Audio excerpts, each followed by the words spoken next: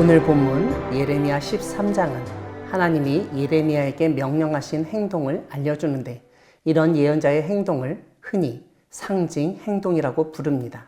왜냐하면 그런 예언자의 행동은 하나님의 의도, 계획이 담겨 있고, 그 행동을 통해서 보는 사람들이 어떤 반응을 하도록 하나님이 원하시기 때문입니다. 하나님이 예레미야에게 시키신 행동은 배띠를 사서 내 허리에 띠고 물에 적시지 말라는 것입니다. 배로 만든 띠에 약점이 있는데 물에 노출되면 못 쓰게 된다는 점입니다. 그래서 하나님은 그 배띠를 물에 적시지 말라고 하셨던 것입니다. 즉, 잘 간수하여 보관하라는 뜻이었습니다. 하나님의 명령이니 당연히 예언자는 그 말씀에 순종했습니다. 그런데 이때 하나님의 말씀이 다시 예레미야에게 임하였습니다. 사서 허리에 띈 띠를 가지고 일어나서 유브라데로 가라는 것입니다.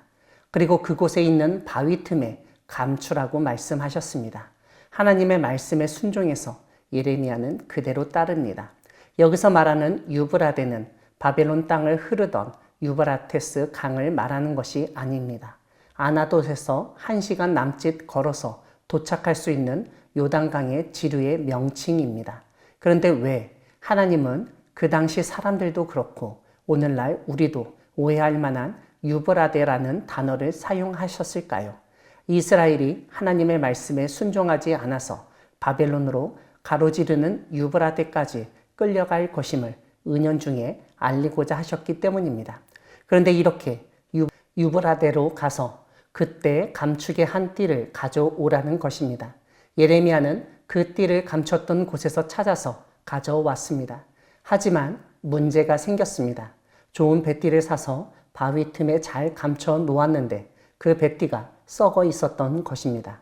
오늘 예레미야가 보여주는 상징 행동의 핵심은 바로 이 배띠가 무엇을 의미하냐는 것입니다. 9절을 보면 하나님은 유다의 교만과 예루살렘의 큰 교만을 이같이 썩게 하시겠다고 말씀하십니다. 그들의 교만은 10절에서 언급하듯 하나님의 말씀 듣기를 거절하고 그 마음에 완악한 대로 행하며 다른 신들을 따라 섬긴 우상 숭배였습니다. 사실 베옷은 제사장이 입던 것으로 이스라엘의 거룩함을 상징합니다. 즉, 하나님은 이스라엘 백성이 제사장 나라가 되어 많은 민족과 나라들을 하나님께로 인도하기를 원하셨습니다. 그런데 이스라엘은 스스로 썩어버려 아무 쓸모도 없는 쓰레기 같은 존재가 되어버렸던 것입니다. 우리도 이스라엘처럼 잘못될 수 있습니다. 그래서 우리는 하나님의 말씀을 듣는 장소에 더욱 노출되어야 하고 하나님의 말씀을 잘 분별하여 순종하며 살아야 합니다. 그럴 때 하나님은 우리를 사용하시고 하나님의 명예와 영광을 드러내는 존재로 만들어 주실 것입니다.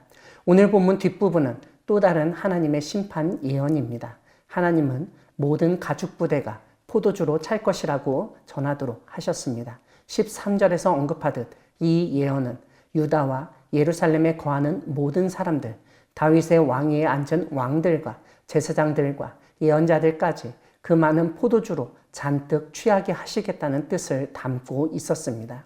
14절을 보면 술에 잔뜩 취한 유다와 예루살렘 사람들이 서로 충돌하여 상하게 된다는 것입니다.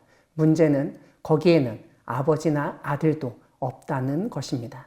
유다 공동체, 가족 공동체가 술 때문에 완전히 콩가루가 된다는 점을 보여줍니다. 그렇게 되었을 때 하나님은 조금도 불쌍히 여기지 않으시겠다고 말씀하십니다. 15절에서 하나님은 들으라고, 귀를 기울이라고 권면하십니다. 교만하지 말라고 주의를 주십니다. 18절과 19절은 교만의 정점이라고 볼 수 있는 왕과 왕후에게 전하는 말씀이 기록되어 있습니다. 겸손한 태도를 취하여야 한다는 것입니다. 왜냐하면 하나님이 영광의 면류관을 뺏으셨기 때문입니다.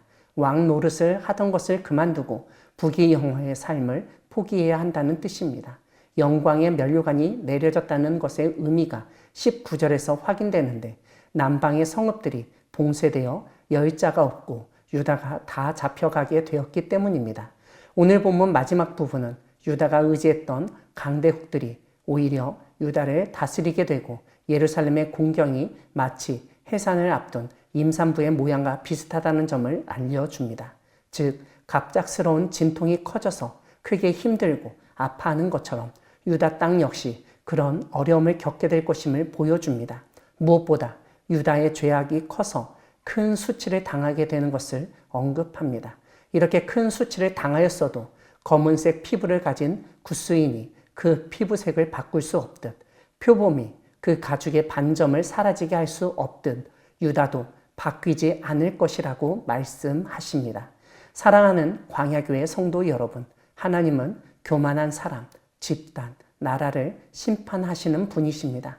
기독교 역사를 보면 물질적 풍요와 죄된 생활에 너무 익숙해지고 젖어들어 교만해지고 결국 회개할 수 없는 지경에 이르러 하나님의 심판을 받은 사람과 집단, 나라가 적지 않습니다.